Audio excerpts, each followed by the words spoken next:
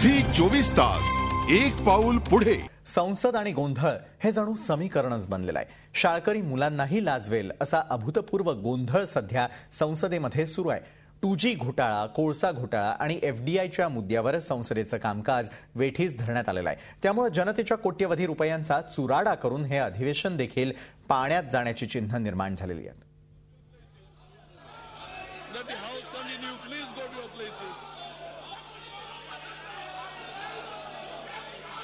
Well, the House and the adjourned to meet on Monday, the 26th November at 11 a.m.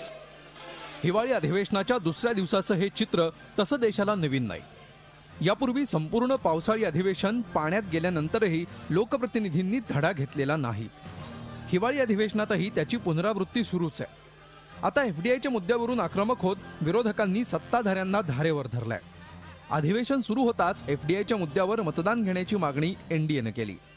सरकारनं मात्र NDAची मागणी धुडकावून लावली। त्यामुळे विरोधकांनी आक्रमक होत जोरदार गोंधळ घातला। तर 2G बाबत कॅगच्या अहवालावरून काँग्रेसनंही या गोंधळात भर घातली। त्यामुळे लोकसभेचं कामकाज सोमवारपर्यंत तहकूब करण्यात आलं। दुसरीकडे वरचं सभागृह म्हणून ओळखल्या जाणाऱ्या राज्यसभेतही कामकाजाचा दर्जा वरचा असल्याचं कुठलंही चिन्ह दिसलं नाही। SC/STंना बढतींमध्ये आरक्षण देण्याच्या मुद्द्यावर बसपाच्या खासदारांनी गदारोळ केला आणि राज्यसभेच्या खासदारांचाही शुक्रवारीच वीकेंड सुरू झाला। जिस तरह से राज्यसभा स्थगित हुई है और लोकसभा भी स्थगित हुई है,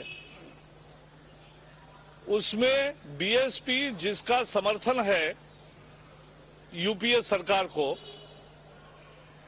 वही सदन के वेल में जा रही है और उसके कारण सदन स्थगित हो रहा है।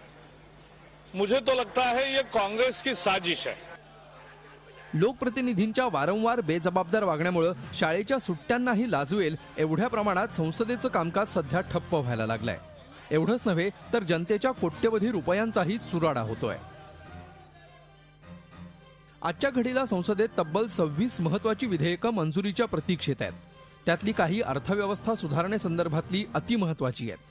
यात कंपनी कायदा सुधारणा, जमीन हस्तांतरण, बँकिंग, निवृत्ती वेतन, अन्न सुरक्षा, लोकपाल ही महत्वाची विधेयकं प्रलंबित आहेत। त्यामुळे या सत्रात तरी ही विधेयकं धसास लागतील का असा सवाल उपस्थित झालाय।